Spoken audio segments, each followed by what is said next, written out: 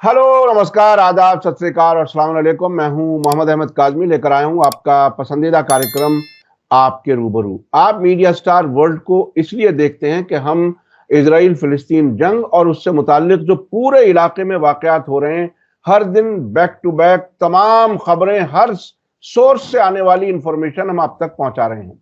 उसके साथ साथ कुछ जानकार लोगों से मुलाकातें कराते हैं ताकि आपकी नॉलेज, आपकी मालूमात में और गहराई आए और हालात को समझने में आपको आसानी हो। मेरी पूरी कोशिश रहती है कि जहां से भी खबर है वहां से इंफॉर्मेशन ली जाए और कुछ जानकार लोग जहां भी हैं। आपने देखा कि मैं बेरूत से, तेहरान से, टोरंटो कनाडा से और भारत में भी सईद नकवी साहब, फिरोज मीठी बोरवाला साहब और कई लोग हैं जो बहुत ही अमरीश मिश्रा जी, बहुत ही गहराई, मुझसे भी ज्यादा गहराई से उनके पास मालूमात होती है और मैं खुद अपने आप को सीखने वाले की हैसियत में रखता हूं, समझने की कोशिश करता हूं। हर नैरेटिव, हर तरीके से जो ऑब्जर्व किया जाता है, हर चीज हर एक से सीखी जा सकती है। आज हम एक बार फिर फिरोज मीठी बोरवाला साहब से मुलाकात कर रहे हैं। वो मुंबई में रहते हैं और इंडो पैलेस्टाइन सॉलिडेरिटी फोरम के फाउंडर जनरल सेक्रेटरी हैं। और जब से ये जंग शुरू हुई अक्टूबर 2023 से, तब से दुनिया भर में जहां जहां भी फिलिस्तीन से मुताल्लिक कॉन्फ्रेंस हुई है उसमें आपने शिरकत की है और बहुत लोगों को नजदीक से जानते हैं, उन लोगों को जो मैदान जंग में मौजूद हैं और उनसे एक सीधा ताल्लुक है। इसलिए मीठी बोरवाला साहब से बहुत सी इंफॉर्मेशन हमें मिलती है और वो खुद बहुत ही गहराई से स्टडी करते हैं, देखते हैं हालात को। इस वक्त गाजा में जो दोबारा जंग शुरू हुई उसकी क्या वजह है, आखिर जंगबंदी क्यों तोड़ दी गई इजराइल के जरिए, ये समझना बहुत जरूरी है। ट्रंप के आने के बाद आखिर क्या हुआ कि नेतन्याहू में एक तरह से एक अलग जान पड़ गई, तो ये समझना बहुत ही जरूरी है। क्योंकि उधर ट्रंप कह रहे थे कि मैं अमन कायम करूंगा और इधर जंग आगे बढ़ रही है। ये सब हम समझने की कोशिश करेंगे। तुर्की में आखिर क्या हो रहा है, अर्दगान के खिलाफ पूरे मुल्क में प्रोटेस्ट क्यों हो रहे हैं, क्या वो जो दुनिया भर में उनको खलीफतुल मुस्लिमीन शायद मानने के लिए तैयार बैठे हैं अर्तुगरुल गाजी देख देख करके, उनका अब क्या हाल होगा, वो क्या हकीकत समझेंगे, उस पर भी हम बात करेंगे। और यमन की तरफ से जिस तरह से इजराइल के खिलाफ हमले हो रहे हैं, उधर बाबल मंदब को बंद करना, उधर बेन गुरियन एयरपोर्ट को टारगेट करना, वो आखिर क्या कुछ है, ये कहां तक लेकर के जाएगा। फिरोज मीठी बोरवाला साहब, वेलकम है आपका। मीडिया स्टार वर्ल्ड को आप वक्त दे देते हैं, उसके लिए हम शुक्रगुजार हैं। आप ये बताइए कि ये आखिर जिसे कहते हैं खेल क्या है। ट्रंप एक तरफ अपने आप को अमन का पुजारी कहलाने का भी शौक है और यहाँ गाजा में मुसलसल हमले, और न सिर्फ हमले, वहां से निकालने के लिए भी तैयारी। इजरायली सरकार कह रही है कि उसने एक मैकेनिज्म तैयार किया है जो फिलिस्तीनियों को गाजा से दूसरे यानी तीसरे मुल्कों में जाने के लिए फैसिलिटेट करेगा और वो अभी भी गाजा को पूरी तरह से खाली देखना चाहते हैं। क्या कुछ है, आप कैसे देख रहे हैं? बेसिकली ये सीज फायर तो कभी सीज फायर था ही नहीं। जब सीज फायर भी ऑफिशियली डिक्लेयर हुआ 19 जनवरी, उसके बाद भी नेतन्याहू गाजा में 3 या 4 लोगों को मारता रहा। लेबनान में भी अटैक चलता रहा, सीरिया में भी उसको जब करना है उसके दोस्त के घर पे, जोलानी के घर पे, वो करता रहता है। तो पॉइंट इज सीज फायर कभी था ही नहीं।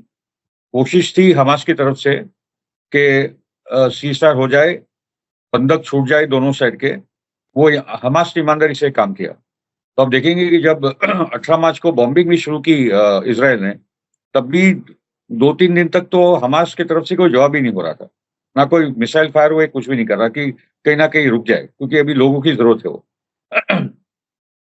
पॉइंट इसके नेतन्याहू का टारगेट बहुत सिंपल है कि वो जो उसका एजेंडा है कि पूरा गाजा से फिलिस्तीनी आबादी को, 23 लाख की आबादी, या पता नहीं भाई 3 लाख मेरे हिसाब से तो मर गए, ये 20-23 लाख की आबादी को निकाला जाए, पूरी की पूरी सत्ता इजराइल की वहां हावी हो जाए।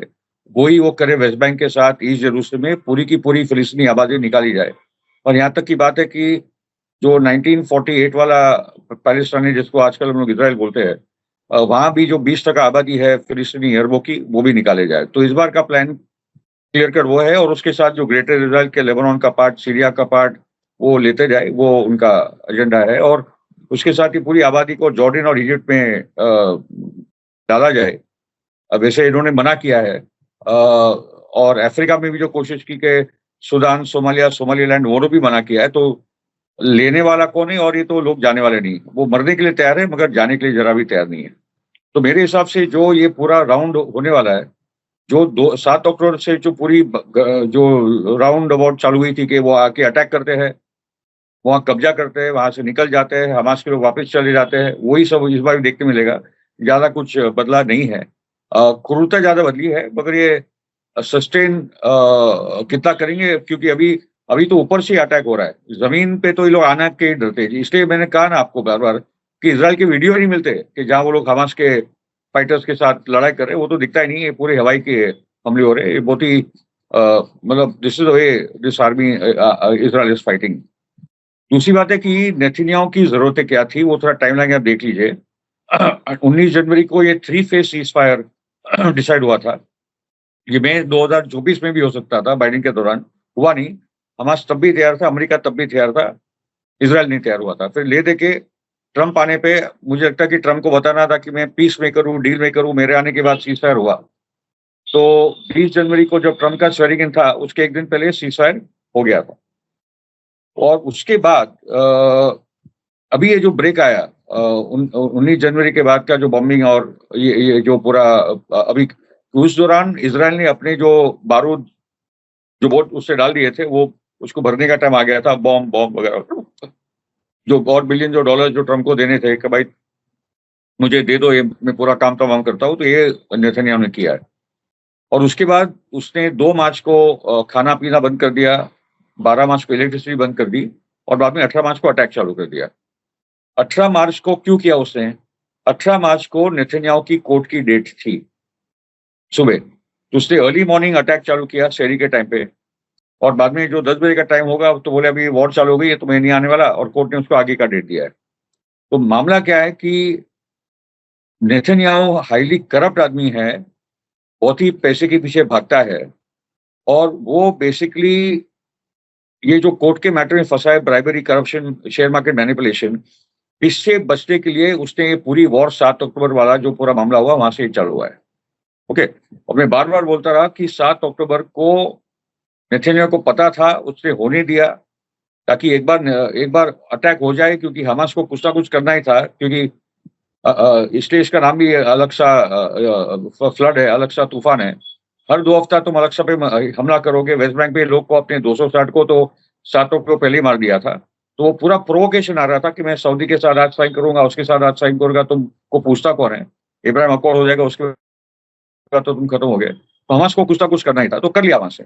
मगर आज भी बोलता हूँ कि नेतन्याहू ने जो जाल बिछाया था, उस जाल में खुद नेतन्याहू, इजराइल, अमेरिका सब फंस चुका है।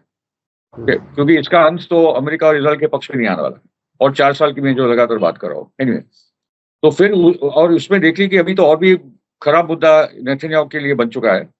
एक तो है कि जो 20 परिवार है जिनके लोग अभी भी हमास के हाथों में हैं, वो सड़कों पे जो है, वो हमास को नहीं बोल रहे कुछ भी, वो नेतन्याहू को बोल रहे कि तुम ईमानदार नहीं रहे सीज फायर के साथ।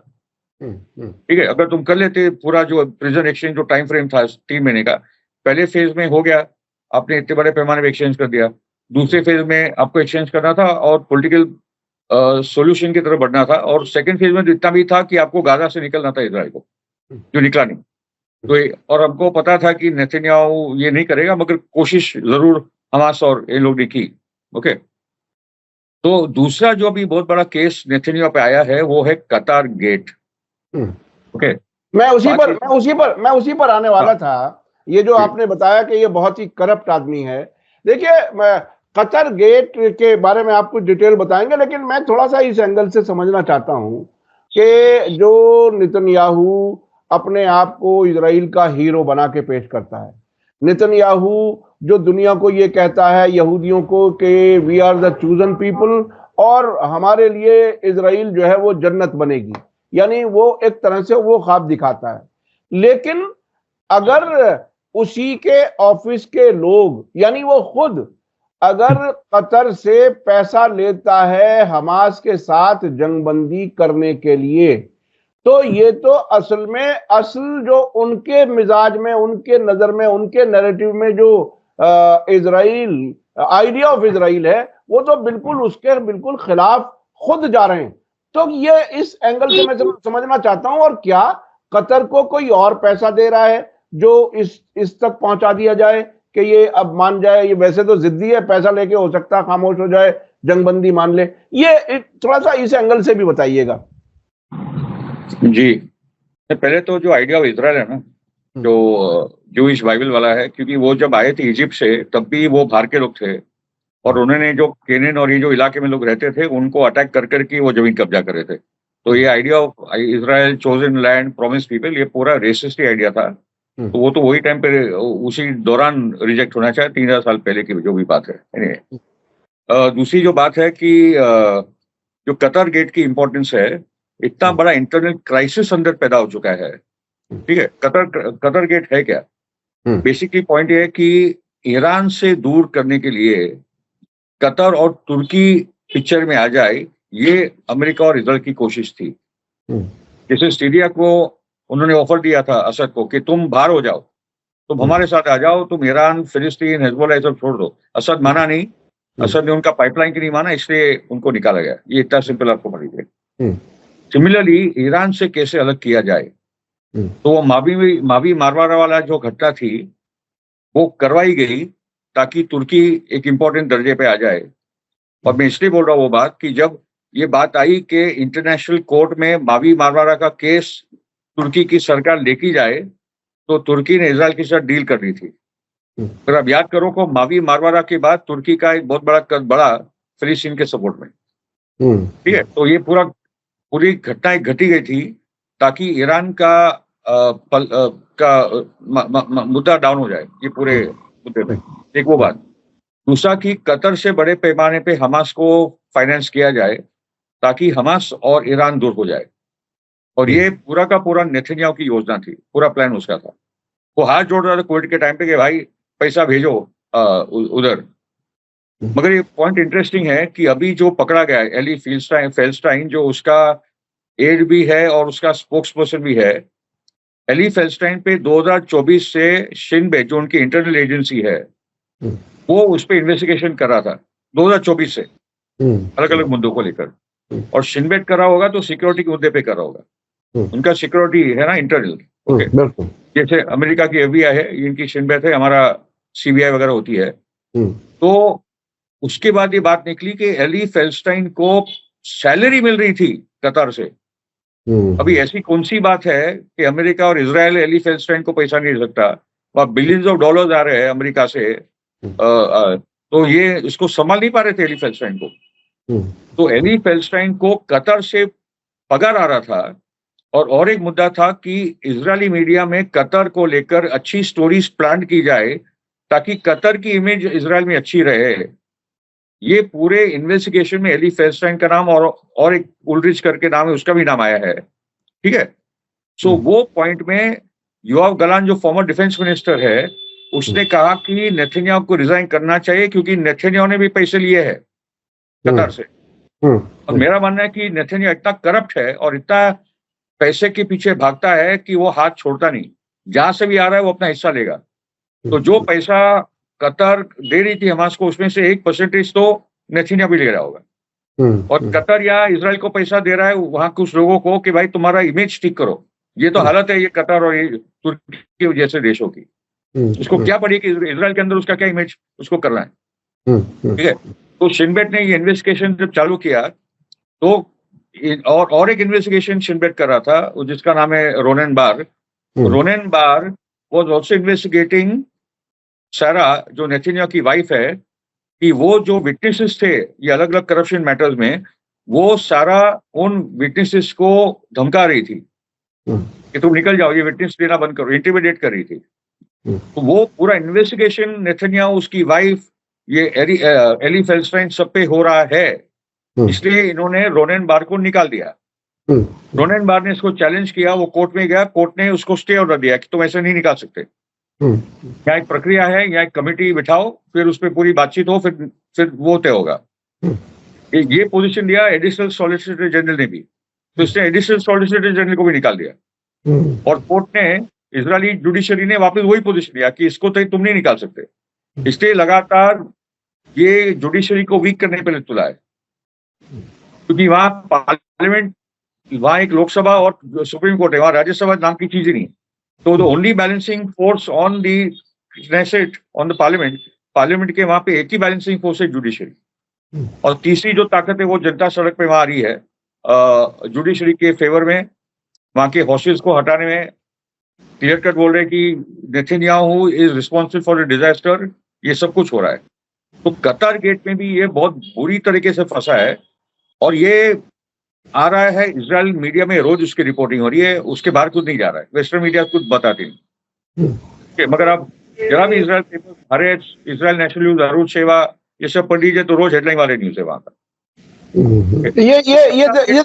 कतार गेट के कारण को ये वॉर करनी पड़ी, ये मामला है। हमको पता है कि जब जब भी ये लोकली संकट में आता है तो ये जाके बॉम्बिंग करता है। पिछली बार तो आपके पास बहुत सारे टारगेट थे, लेवेंडर टेक्नोलॉजी दिया, अभी तो आपके पास टारगेट ही नहीं है, इसलिए तो टेंट उड़ा रहा है। जो लोग टेंट में रहते हैं, अभी तो घर, बिल्डिंग भी बची नहीं है। जो लोग टेंट में रहते हैं, 50% आपकी आबादी बच्चों की है। अभी भी ज्यादा करके लोग जो मर रहे हैं वो 14 साल के नीचे के लोग, बच्चे ही मर रहे हैं। ये तो इतना क्रूर और इविल आदमी है नेतन्याहू, और इतना इविल चलेगा नहीं दुनिया में, इसका अंत आ रहा है। अच्छा, इसमें एक चीज जो समझ में आ रही है, देखिए कुछ लोग तो फौज के बड़े बड़े अफसरान इस्तीफे देकर के जा रहे हैं। हर्जी हलेवी गए, उसके अलावा साउथ कमांड के भी कमांडर गए। यानी एक अच्छी खासी तादाद है जिनके इस्तीफों की खबरें बहुत आई हैं, हमने पिछले 4-6 महीने में बहुत इस्तीफों की खबरें। और कुछ लोगों को निकाला जा रहा है, यानी एक ये भी एक तरह से ड्रेन आउट हो रहे हैं लोग जो मुल्क को चला रहे थे। तो इस तरह से तो या तो सारे करप्ट लोग बाकी रह जाएं, नेतन्याहू जैसे, नेतन्याहू की पसंद के लोग, या फिर ये एक तरह से मुल्क के इंस्टीट्यूशंस के बीच में जो टकराव भी हो रहा है, शिन बेट कुछ कहती है, सरकार कुछ कहती है, अदालत कुछ कहती है, अटॉर्नी जनरल कुछ, तो एक तरह से इंस्टीट्यूशनल क्राइसिस भी पैदा हो रहा है। तो क्या उसी तरफ जा रहा है इजराइल जिस तरफ जाने के लिए सब लोग इंतजार कर रहे हैं? ये बात आपकी सही है, इंटरनल इंप्लोजन हो रहा है, ये पूरा स्टेट कोलैप्स हो रहा है। एक्चुअली पॉलिटिकल वॉर चल रही है, सिविल वॉर चल रहा है, मतलब बंदूकें से अभी नहीं चल रही, शायद उसका भी टाइम आ सकता है, मगर एक पॉलिटिकल सिविल वॉर तो जरूरी है पॉलिटिकल पार्टीज के बीच में, और खासकर जो आपने बोला इंस्टीट्यूशन को लेकर। शिन बेट और additional solicitor general versus Netanyahu अपने जनरल्स को निकाल रहा है, अपने पिक वाले ले रहे जो उनकी जी हाँ वाली हजूरीगिरी करे। तो ये पूरा जनता को वहां दिख रहा है, और ये पूरा स्टेट इम्प्लोड हो रहा है। और दूसरी जो बात है कि वहां के सेकुलर यहूदी भाग रहे, ओके, जिन्होंने इसको एक यूरोपियन स्टाइल, एक सेकुलर लिबरल कंट्री अपने लिए, फिलिस्तीनियों के लिए तो ये ऑक्यूपेशन और एक जेनोसाइड ही है, मगर वो जो सेकुलर यहूदी यूरोपियन स्टाइल वाला था, वो देख रहा है कि ये धार्मिक यहूदी और भी बढ़ रहे हैं, तो एक धार्मिक कट्टर स्टेट और भी बनते जा रहा है। और जो सेकुलर यहूदी है वो तो यहाँ से यूरोप भाग पाएगा जहां से आया था, मगर जो अरब यहूदी है, जो इराक और तुनिसिया और मोरक्को यहाँ वहां से आया था, वो कहाँ जाने वाला है भाई? तो ये स्मोट्रिच, बेनगवीर और ये जो बहुत सारे भी आपको ये कट्टर यहूदी दिख रहे हैं, वो यूरोपियन ओरिजिन के नहीं है, ये अलग अलग अरब देशों के है। ओके, तो वो भी एक बहुत बड़ा ट्रेजेडी आने वाला है। और पॉइंट इज के ये जितना कट्टर होगा, मैं तो बार बार बोल रहा हूँ, ये जितना कट्टर होते जाएगा वो और कोलैप्स होगा, और दुनिया में इजराइल का घिनौना चेहरा और दिखते जाएगा। ओके, तो ये बहुत रैपिडली चीजें हो रही है। और आप याद रखो कि जब साउथ अफ्रीका गिरा तो दिख नहीं रहा था वो कल गिरने वाला है, तो सोवियत यूनियन गिरा तो दिख नहीं रहा था कि वो कल गिरने वाला है। तो ये कब चीजें गिर जाती है वो पता नहीं चलता। अभी लग रहा है कि इजराइल इतना ताकतवर है, इतने बम है, न्यूक्लियर बम है, कैसे होगा, तुम क्या बोल रहे हो? अरे भाई, जब गिरना है ना तो ओवरनाइट भी चीजें गिर जाती है, और हुआ है इतिहास में हमारे आंखों के साथ। और आप तो अब से पहले कई बार कह चुके हैं कि 2028 तक इजराइल को खत्म हो जाना है। वो 80 साल वाला जो उनके कर्ज जिसे कहते हैं 80 ईयर्स कर्स, वो भी बिल्कुल बहुत नजदीक है। अच्छा, अब जो मैं एक बीच में खबर शेयर कर दूं कि एक हरेदी जो कम्युनिटी है, जो मजहबी शिद्दत पसंद, उनका एक मिनिस्टर नेतन्याहू की सरकार में वो एक ऐसे तराने पर, गीत पर डांस किया है जो एंटी जायनिज्म है, और उसके उसके खिलाफ भी कुछ आवाजें उठ रही हैं। यानी जो जायनिज्म का नजरिया है उसी के खिलाफ उनकी सरकार के लोग उठ खड़े हो रहे हैं, सिर्फ इसलिए कि हमें आप फौज में मत लो, यानी हम मर जाएंगे लेकिन फौज में नहीं जाएंगे। तो फौज की कमी का क्राइसिस भी उससे जाहिर होता है। अच्छा, अब मैं चलना चाहता हूं, यमन ने जो इस वक्त पोजीशन ली है, इस बार दो चीजें नजर आ रही हैं। एक तो रेड सी का रास्ता बंद इजराइल के लिए और उसके साथियों के लिए, चूंकि अमेरिका और ब्रिटेन ने भी हमले किए हैं तो उन पर भी वो उसी तरह की पाबंदी है। दूसरी तरफ उन्होंने इजराइल के सबसे बड़े एयरपोर्ट बिन गुरियन को टारगेट करना शुरू किया और ऐलान किया कि ये अनसेफ रहेगा जब तक ये गाजा पर हमले जारी रहेंगे। अब उस अनसेफ रहने के ऐलान के साथ साथ बहुत से मुल्कों की एयरलाइंस ने, जिन्होंने रिज्यूम कर ली थी फ्लाइटें, उन्होंने फिर खत्म कर दी हैं। अब वो बिन गुरियन एयरपोर्ट पर उतरना नहीं चाहते। आपको ये यमन वाली स्ट्रेटेजी कैसी लग रही है? क्या कुछ है, कहां तक जाएंगे? यमन को तो पूरी दुनिया आज सलाम कर रही है कि ये क्या लोग है। एक छोटा सा मुल्क, बहुत ही गरीब मुल्क, इन पे लगातार 10 साल तो सऊदी ने जो एक इस्लामिक नेटो बनाकर हमला किया था, वो देखे 34 कंट्रीज को सऊदी ने जमा किया था यमन पे हमला करने के लिए। और यहाँ 2 कंट्रीज सऊदी के साथ, मतलब सऊदी का क्या रवैया यहाँ आप देख रहे हैं। ओके, तो पॉइंट इज के यमन ने जिस हालात में ये पूरा अंसाला मूवमेंट खड़ा हुआ, जिसमें वहां के जैदी, वहां के सुन्नी, वहां के वहाबी एलिमेंट्स सब इन्वॉल्व है। आज 70% यमन उनके कब्जे में है, अंसारुल्लाह सरकार के।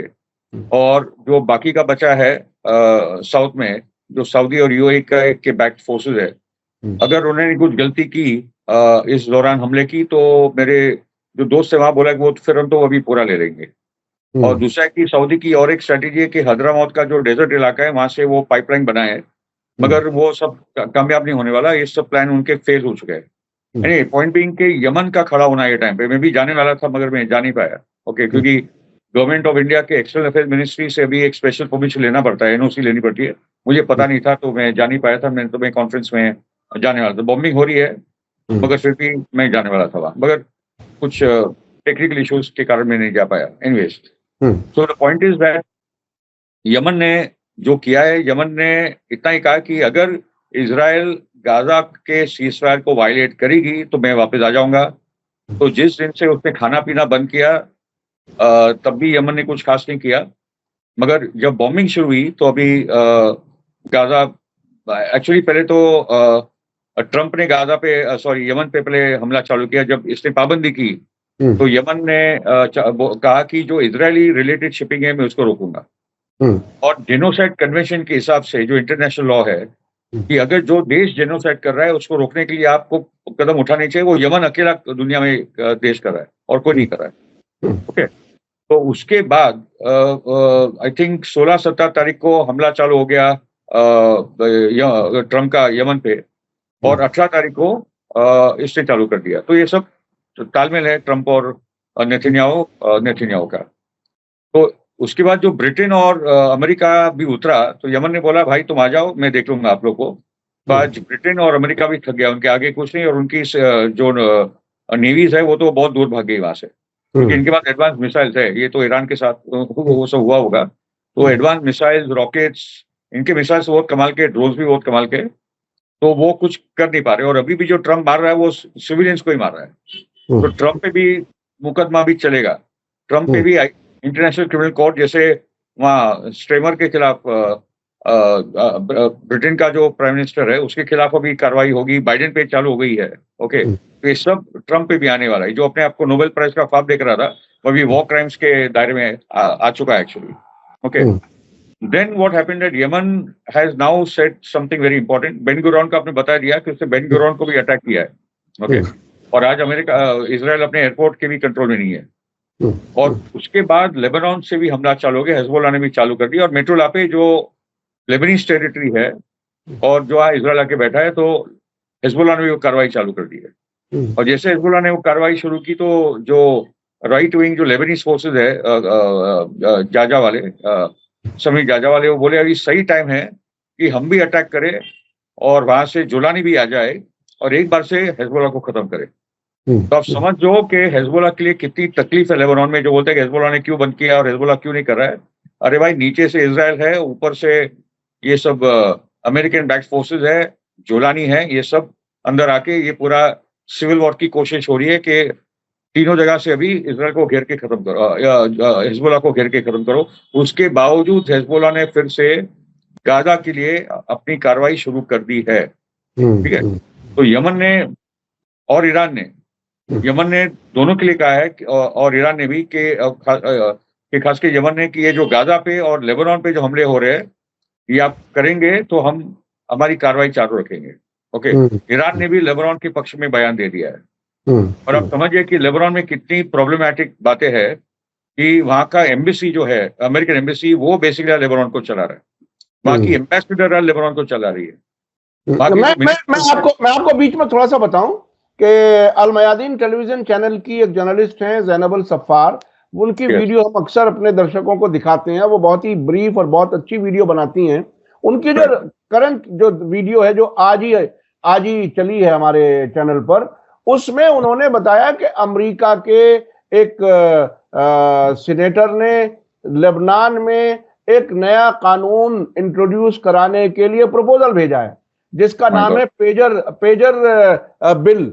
और उसमें हिजबुल्लाह को, अमाल को, इनको एक तरह से हुकूमत से अलग करने, उनके हथियार छीनने और उनको बिल्कुल निहत्ता करने के प्लान पर आगे बढ़ने की बात है। साथ में ये कहा कि अगर आपने ये पास ना किया तो हम फौज को जो मदद देते हैं अमेरिका, वो हम मदद देना बंद कर देंगे। तो उसका ज़ैनब सफ़ार ने बाकायदा मजाक उड़ाया कि ये मुमकिन नहीं है कि हिजबुल्लाह और अमाल को यहाँ की सरकार भी इतना कुछ कमजोर कर सके। तो इस हद तक साजिशें।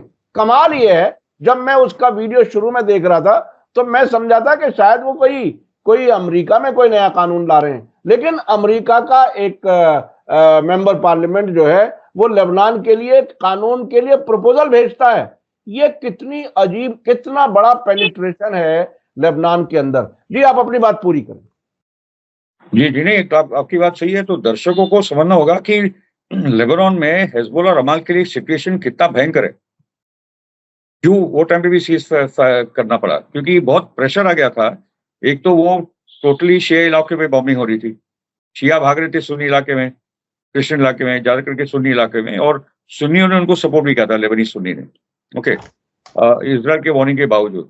मगर अभी वो एकदम पीछे पड़े कि हिजबुल्लाह को, सीरिया को तो इक्वेशन से निकाल दिया है, जोलानी को बिठा दिया है जो उन्हीं का आदमी है। अभी हिजबुल्लाह को कैसे निकाले, अभी नेक्स्ट टारगेट हिजबुल्लाह है, यमन अपना टारगेट है, ईरान आखिरी टारगेट है। ठीक है, मगर मेन है कि ईरान को कमजोर कैसे किया जाए, खत्म किया जाए, उसके बाद कोई बचेगा नहीं। ओके, इसलिए ईरान डायरेक्टली नहीं आएगा। ईरान तभी आएगा जब ईरान पे अटैक होगा। ईरान अगर पहले आ गया और सीन टू बी द अग्रेसर कि ईरान ने हमला किया अभी चलो, तो वो नहीं हो सकता। ठीक है, जब ईरान ने कार्रवाई की है, जब उनपे हमला हुआ है, जब इस्माइल हानी को मारा गया या ये जो भी जनरल सुलेमानी हसन, तब उन्होंने कार्रवाई की है। ईरान ने सामने से कभी भी अटैक नहीं किया है। ईरान का भी रोल है कि जो रेजिस्टेंस है उसको पूरा सपोर्ट करो और ये ताकतवर बने रहे, और उन्होंने ताकतवर बनाया। आज लेबनान अगर आजाद है, इजराइल के कब्जे में नहीं है, तो वो हिजबुल्लाह और अमाल के कारण है और ईरान के कारण। ये देखिए, अब मैं अपने दर्शकों को बता दूं कि रियलिस्टिक होकर के चीजों को समझना बहुत जरूरी है। मीठी बोरवाला साहब में अंदर की खूबी यह है कि वो उन ग्राउंड रियलिटीज को, मजबूरियों को, हकीकतों को भी आपके सामने बताते हैं। क्योंकि हमारे चैनल पर बहुत से कुछ बहुत ही जज्बाती किस्म के या जल्दी से किसी फैसले तक पहुंचने के लिए इस किस्म के कमेंट्स लिखते हैं कि साहब अब हिजबुल्लाह क्यों खामोश बैठा है, अब ईरान की क्या पोजीशन है, ईरान क्यों नहीं हमले कर रहा है। तो ये बहुत ही कम मालूमात की बुनियाद पर शायद ऐसा होता है, लेकिन आपने बहुत ही अच्छे से उसको क्लैरिफाई किया। अब मैं चलना चाहता हूं तुर्की की तरफ। तुर्की में क्या होने वाला है? क्या अर्दगान के दिन पूरे हो गए? क्या अमेरिका की नजर में भी उर्दगान के दिन पूरे हो गए? क्या उस उर्दगान के खिलाफ जो फोर्सेस अब खड़ी हो रही हैं, प्रोटेस्ट हो रहे हैं पूरे मुल्क में, और इन प्रोटेस्ट के दौरान ही उर्दगान ने एक बयान दिया कि ये टेररिज्म सड़कों पर जो है ये बर्दाश्त नहीं किया जाएगा, इन सबको इनके खिलाफ कार्रवाई होगी। लेकिन उसके बाद भी लोग डर नहीं रहे। कहां से उनको मसाला मिल रहा है कि उर्दगान के पीछे के खिलाफ इतनी मजबूती से खड़े? वो क्या है, मैं जरा वो समझना चाहता हूं। जी नहीं, एक तो एर्दोगान तो फादर ग्रैंडफादर है टेररिज्म का। ये जितने आईसिस, अलकायदा, हरर अल शाम और जबत अल नुसरा सब तुर्की के रेख देख में ही काम कर रहे थे। और आप देखिए कि कितना ये मामला पलट गया है। एर्दोगान को लगा था कि अभी सीरिया को वही कंट्रोल करेगा, और कर ही रहा था। ये जो जोलानी की सरकार है वो बेसिकली टर्किश कंट्रोल सरकार है, और टर्किश इंटेलिजेंस ही एक्चुअली जोलानी को चला रही है। और ये बहुत बड़ी जीत लग रहा था कि उसको मिल गई है। 1 महीने के अंदर या उससे कम समय में आज एर्दोगान रहेगा कि नहीं वो बात आ चुकी है। ओके, तो पॉइंट इज के एर्दोगान सत्ता में जो रहा है ना, उसने वहां की लोकल डिविजन्स को बेसिकली कुर्दों के खिलाफ एक वातावरण बनाना और बाद में पोलराइजेशन से इलेक्शन जीतना, ये उसका एक टिपिकल पॉलिसी रही है। ओके, और उसने कुर्दों को सीरिया में भी मारा है, इराक में भी मारा है, उसके भी प्लेन जब चाहे वो जाके मारते हैं, ये सब उसने किया है। और पॉइंट इज के एर्दोगान जहां से उभर कर आया था, इस्तांबुल का मेयर था, तो ये जो इमामोग्लू जो ये जो पॉलिटिकल लीडर है, जो सीएचपी जो सबसे की बड़ी सेकुलर पार्टी है, और ये थोड़ा लेफ्टिस्ट टाइप का भी है, वर्किंग क्लास नहीं कर रहा है। और इमामोग्लू प्रेसिडेंशियल कंटेंडर ना बने 2028 के चुनाव जो आने वाले हैं, तो अभी से इमामोग्लू को टारगेट किया जाए, क्योंकि ये जो पार्टी है सीएचपी, वो अपना प्रेसिडेंशियल कैंडिडेट इंटरनल इलेक्शन से तय करने वाली थी, जो कल हो गया। कल इलेक्शंस हो गए, एक ही कंटेंडर था इमामोग्लू, और भी जो उसके सामने वाले खड़े होने कोई नहीं खड़ा हुआ, और पूरी की पूरे लोगों ने इमामोग्लू हमारा प्रेसिडेंट कैंडिडेट रहेगा वो तय हो चुका है। तो इसने क्या किया, तो अभी से कि इसको टारगेट करो, उसकी जो ग्रेजुएशन की सर्टिफिकेट यूनिवर्सिटी की वो हटा दी।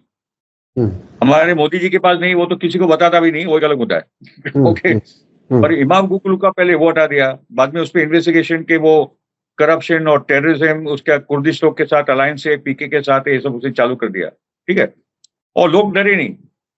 लोग लाखों के पैमाने पे आज आधे से ज्यादा तुर्की में लोग सड़कों पे है। वहां पुलिस पीट रही है, पानी फेंक रही है, क्या क्या नहीं हो रहा है, उनको धमकाया जा रहा है, 1000 लोग को ज्यादा अरेस्ट कर दिया है। मगर वो आज 6वां या 7वां दिन है, आज 7वां दिन होगा, रुक ही नहीं रहा है। मतलब सोचो कि एर्दोगान कितना अनपॉपुलर है एक्चुअली, और वो था ही, मगर वो बार बार कोई ना कोई कांड करके सत्ता में रहता था। मगर अभी I think what has happened के सीरिया में उसने जो भयंकर रोल प्ले किया है, और मदर ऑफ द क्रॉस का बोलना है कि 40,000 अलवी या मारे गए या गायब है। 40,000 की संख्या है mother actress of the cross की, और मैं उसको जानता हूँ, वो लेबनीज चर्च की है, वो नन है वो, और उसी ने एक्सपोज किया था, मदर एग्नेस मरियम ने एक्सपोज किया था 2015 का, जब वो बोला गया था कि असद ने केमिकल अटैक, वेपन्स अटैक किया है। तो Mother Agnes Mariam of the Cross ने एक पूरा उसकी एक फैक्ट फाइंडिंग टीम गई, वो इलाके में गई, उसने फैक्ट फाइंडिंग किया, लोगों को मिला और पता चला अलकायदा ने किया था। और वो दिन कौन सा था? जिस दिन यूनाइटेड नेशंस का डेलीगेशन आ रहा था डेमास्कस, जिस दिन वो उतरे उसी दिन बोला कि असद ने अटैक किया। इतना मूर्ख है असद। ठीक है, तो Mother Agnes Mariam of the Cross ने वो पूरा फैक्ट फाइंडिंग रिपोर्ट लैवरोव तक पहुंचा दी, जो फॉरेन मिनिस्टर है रशिया का। लैवरोव ने यूनाइटेड नेशन सिक्योरिटी काउंसिल में ओबामा की सरकार को दे दिया कि भाई ये इसमें तुम लोग का ही रोल है, वरना ओबामा अटैक करने वाला था वो टाइम पे पूरे सीरिया पे। तो पुतिन ने बोला भाई तुम एक्सपोज हो जाओगे, तो उसने बोला मैं तुमको रास्ते बताता हूँ, बोले असद उसके जितने केमिकल वेपन आपको दे देगा, मगर तुम अटैक मत करना। उस प्रकार से वो टाइम पे सीरिया बच गया था, नहीं तो ओबामा भी बड़ा हमला करने वाला था। ओके, तो Mother Agnes Mariam of the Cross का वो रोल है। तो मदर एग्नेस ने ये बताया है कि बड़े पैमाने पे अलविया को मारा गया है, 15, 20 हजार, 25 हजार पता नहीं, और बहुत सारे लोग पहाड़ों में भाग गए, अपने घरों पे नहीं आ रहे। और वहां की जोलानी की सरकार ये बोल रही कि जो घर पे नहीं आएंगे हम उनकी प्रॉपर्टी जब्त कर लेंगे, उनके घर हम लोग खुद ले लेंगे। इतनी तो ये टाइप की सरकार, इतना तो मोदी भी नहीं करता भाई। बुलडोजर आके चला रहा है, अलग बात है, घर थोड़ी जब्त कर रहा है। ये जोलानी की सो कॉल्ड ये जितने इस्लामिक वहां के फोर्सेज है, ये कट्टर एक एक्सट्रीमिस्ट इस्लामिक फोर्सेज, ये उनका रोल है। ओके, सो ये जो सब चल रहा है वो उबल रहा है तुर्की में भी। जो वहाँ की अलीवी कम्युनिटी है वो भी मिलियंस में है, किसी को पता नहीं कितनी संख्या एक्चुअली, वो अलग अलग किस्म की रिपोर्ट्स आती रहती है। कुर्दों को तो गुस्सा है ही, अलीवी को गुस्सा है, और वहाँ के जो सेकुलर सुन्नी उनको गुस्सा है। ये पूरा एक नया फॉर्मेशन अभी साथ में आ गया है। इमामोग्लू को पहला जो लीडर था, उसका नाम थोड़ा मुश्किल था, मेरे को याद नहीं रहता, मगर वो हार चुका था। तो इमामोग्लू का एक नया यंग लीडर जो आया ना, तो वो उम्मीद है तुर्की के लिए। और रियलिटी है कि तुर्की अभी ये पिछले 10 सालों में, पिछले 5-6 सालों में खास करके, तुर्की की पूरी करेंसी, उसका इकोनॉमी बहुत बुरे हाल में। मुझे पता नहीं एर्दोगान क्या कर रहा है, क्योंकि Erdogan is solely making money by the oil deals. Azerbaijan, Baku से तुर्की तेल आता है, वो 40% इजराइल के सप्लाई एर्दोगान उनको दे रहा है। एर्दोगान का बेटा इजराइल का पार्टनर है, ठीक है। बहुत सारी इंपोर्ट एक्सपोर्ट, इनफैक्ट ये इस जंग के दौरान तो तुर्की के एक्सपोर्ट बढ़ गए जो इजराइल आ रहे। ये तो है ये सो कॉल्ड खलीफा। तो पैलेस्टाइन के दो अच्छे लफ्ज बोल दो और बाकी का पूरा धंधा चलता रहे। तो ये क्या टाइप का लीडर और मुसलमानों की क्या टाइप की मुझे समझ नहीं आता। आगे नहीं आएंगे और फिलिस्तीन के बारे में नहीं सोचेंगे, तो अपने अपने छोटे छोटे फिरकों में बटकर ऐसे ही हाल चलता रहेगा, ठीक है। तो जरा फिलिस्तीन को सेंट्रल इशू बनाओ, फिर अपनी आंखें खोलो और फिर देखो कौन क्या कर रहा है, उसके बाद अपने आप को फिर आप जरा अच्छे मुसलमान बन पाएंगे। बिल्कुल बिल्कुल, फिलिस्तीन को सेंट्रल पॉइंट बनाओ, सेंट्रल इशू वही है। और ईरान भी इस बात को शुरू से कहता रहा है कि पूरी दुनिया का मरकजी जो इशू है वो फिलिस्तीन है। और हमास ने 7 अक्टूबर करके फिलिस्तीन इशू को मरकजी पॉइंट पर उन्होंने लाने में कामयाबी हासिल की है। ये एक बहुत बड़ी बात है। और ये कि जो कुछ सीरिया में हो रहा है, जो अलवियों के साथ हो रहा है, शियों के, ईसाइयों के साथ हो रहा है, उसका खमियाजा अर्दगान को तुर्की में भुगतना पड़ रहा है। ये ऐसा नहीं हो सकता कि आप दूसरे के घर में आग लगाओ और आपका घर बाकी रहे। कोई खास बात अगर नतीजे के तौर पर अगर कुछ कहना चाहते हो तो? मुझे खास जिक्र करना है बदर खान सूरी का, जो इंडियन स्टूडेंट है, जिसको अमेरिका में भी डिपोर्टेशन के लिए पकड़ा है, ठीक है। मैं इसलिए बोल रहा हूँ क्योंकि बदर खान सूरी हमारे एशिया टू गाजा कारवा में था। हम लोग जब 2010 में गए तो वो स्टूडेंट था। उसकी जो भी स्टोरी आई है कि एक दिन को इसके कॉलेज के क्लासमेट ने आके बोला कि एक कारवा गाजा जा रहा है, अभी चलो। तो फिर बदर भी आए, मैं उसको जानता नहीं था। वो जब मिला कारवा में तो पहली बार मिला। उसी कारवा में गाजा में वो एक फिलिस्तीनी लड़की की वो मिला गाजा में, और उसी के साथ उसने शादी की, ठीक है। और फिर वो बहुत अच्छा स्टूडेंट था, वो अमेरिका गया पोस्ट डॉक्टरेट करने के लिए, वहाँ पढ़ा भी रहा था। और गाजा के वॉर के दौरान बदर ने लिखा फेसबुक और ट्विटर पे जेनोसाइड के खिलाफ, जैसे दुनिया में करोड़ लोग लिख रहे हैं। तो जॉर्ज टाउन यूनिवर्सिटी को भी टारगेट किया गया है, जैसे और कोलंबिया को, जैसे सबको किया गया है। और बदर खान सूरी का फोटो बहुत सारे लोगों ने फोटो लिया, मेरा तो यही इस्माइल हानी के साथ, मैं तो स्टेज पे था, डॉक्टर सुरेश कर्ना, संदीप पांडे, ब्रिगेडियर सूरी सावंत, ये हम लोग सब साथ में थे, अशीम रॉय वगैरह वगैरह। और बदर खान और बाकी बहुत सारे नौजवानों ने इस्माइल हानी के साथ फोटो लिया था। तो वो फोटो और उसकी बीवी की फादर एडवाइजर टू हमास है, इस करके बदर खान को टारगेट किया है। तो बदर खान मैं जो जानता था, और आज भी मैं बोल सकता हूँ कि एक सेक्युलर लड़का है, कोई वो कट्टर लाइन वाला कभी था नहीं। उसने जो किया है विद इन द लॉ किया है अमेरिका में। मैंने और भी दोस्तों से अमेरिका में बात की है, वहां की जुडिशरी ने भी बदर खान के डिपोर्टेशन को रोका है, जैसे मोहम्मद खलील को रोका है, ठीक है। तो पॉइंट इज के आज भी व्हाइट हाउस जो बोल रही कि वो आतंकवाद के साथ उसका रिश्ता है, ये वो है, वो कोई भी सबूत नहीं दे पाई है। उनका इतना ही बोलना है कि उसके पॉलिटिकल व्यूज अलग है, इसलिए हम उसको बाहर निकालेंगे।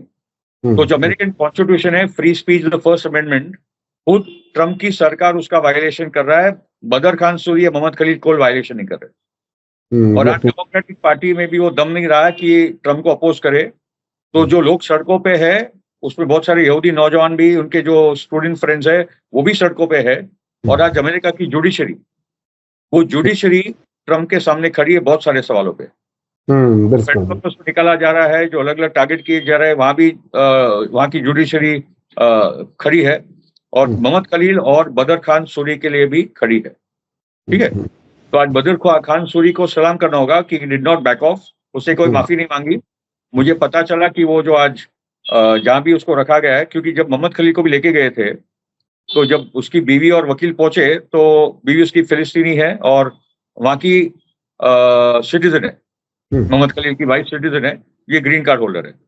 और ये तो ऑफकोर्स दोनों student, I mean they were on a working visa और व्हाटएवर, बट अमेरिका में you can speak out and protest, ये सब वो विद इन लॉ वो लोग वो है और वो कर रहे थे। ओके, तो आई थिंक बदर खान सूरी के लिए सभी भारत के लोगों को उसके लिए दुआ मांगनी चाहिए, उसकी सलामती मोहम्मद खलील के लिए भी मांगनी चाहिए। और क्योंकि बहुत सारी यूनिवर्सिटी, क्या हुआ कि Israel has lost the debate. जब इजराइल को समझ आया कि भाई हम तो ये पूरा डिबेट हार चुके हैं, तो सभी यूनिवर्सिटीज में क्रैकडाउन आ गया और यूनिवर्सिटी को बोला गया तुम ये सब बंद कराओ वरना तुम्हारी फंडिंग बंद हो जाएगी। तो कोलंबिया यूनिवर्सिटीज के $400 मिलियन हमने रोक दिए, जॉर्ज टाउन यूनिवर्सिटी के रोक दिए, मगर जॉर्ज टाउन यूनिवर्सिटी के फैकल्टी और स्टूडेंट्स ने लड़ा है। 3000 यूनिवर्सिटी स्टूडेंट्स और फैकल्टी ने पूरे अमेरिका में से इनके लिए साइन किया है। तो जो ट्रंप को लगा था इस डर जाएंगे, वो हो नहीं पा रहा है, यू नो, बिकॉज सबका करियर। जी फिरोज साहब, आपने जो बात बताई कि खुद इजरायली लोग भी इस सब के खिलाफ हैं और डिबेट हार चुका है, किसी आर्गुमेंट पे नहीं टिक पा रहा है, अब सिर्फ वो ताकत का इस्तेमाल कर रहे हैं। अभी दो दिन पहले टोरंटो कनाडा से हमारे एक जानने वाले हैं, उन्होंने वीडियो भेजी, कुछ न्यूज भेजी, वहां भी खुद यहूदी जो नेटोरी कार्टा एक ऑर्गेनाइजेशन है उसके लोगों ने बाकायदा नेतन्याहू के खिलाफ और इस आइडिया ऑफ इजराइल के खिलाफ उन्होंने तकरीरें की और वो अब से पहले भी वो पोजीशन लेते रहे हैं। तो ये सारे यहूदी बुरे नहीं है, यहूदी एक मजहब है जिसका एहतराम किया जाना चाहिए। ज़ायनिस्ट एक नजरिया है जो नफरत की बुनियाद पर है, जो इजराइल को कायम करने की का आर्ग्यूमेंट देता है। बहुत बहुत शुक्रिया। इसमें मुझे खाली इतना ही बोलना पड़ेगा जो मैं कोशिश कर रहा हूँ कि ज़ायनिज्म एक पॉलिटिकल आइडियोलॉजी, जुडाइज्म एक धार्मिक आइडियोलॉजी है, मगर जब भी एक धर्म वेपनाइज होगा, जब धर्म का इस्तेमाल होगा नरसंहार करने के लिए, तो मेरे जैसे लोग उसके खिलाफ खड़े होंगे। यकीनी तौर पर यहूदी है जो लगातार पहले से बोल रहे कि ज़ायनिज्म की बुनियादी जुडाइज्म है, और मैं आपको 3 एग्जाम्पल देता हूँ, बहुत सारे एग्जाम्पल्स है कि basically chosen people of God का जो कंसेप्ट है कि ये जूज आर चोजन पीपल ऑफ यावे। यावे एक ट्राइबल गॉड है of the 12 tribes of Israel, वो कोई यूनिवर्सल फिगर नहीं है। ओके, तो ये जो चोजन पीपल ऑफ कंसेप्ट आता है वो जुडाइज्म का एक रेसिस्ट कंसेप्ट है जो जुडाइज्म से आता है, नंबर 1। दूसरा है कि जो ग्रेटर इजराइल का प्रोजेक्ट है वो नाइल टू द यूफ्रेटिस का जो बॉर्डर है, इजिप्ट और इराक तक का जो बॉर्डर है, वो कहां से आता है?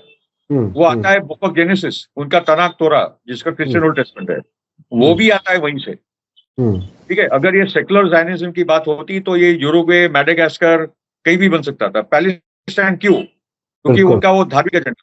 ठीक है, और तीसरी बात जो मैं वेपनाइजेशन ऑफ जुडाइज्म की बात कर रहा हूं, जो verse chapter 1 of Samuels 15:3, okay, chapter 15 verse 3 book of Samuel, सब लोग देख लीजिएगा उसको। ठीक है, the verse of the Amalekites, जिसको नेतन्याहू ने कोट किया था 7 अक्टूबर के बाद कि हमारा मजहब हमको देता है इजाजत इन्फेंट्स और बच्चों को मारने के लिए, और उससे पूरा वर्स पड़ा था।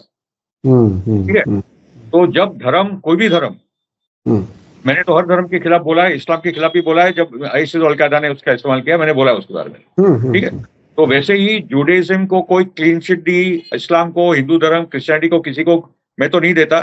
जब धर्म का दुरुपयोग होगा, उसकी आयत और हदीस या तालमुद या तोरा या मनुस्मृति, तो हम जैसे लोग जरूर बोलेंगे।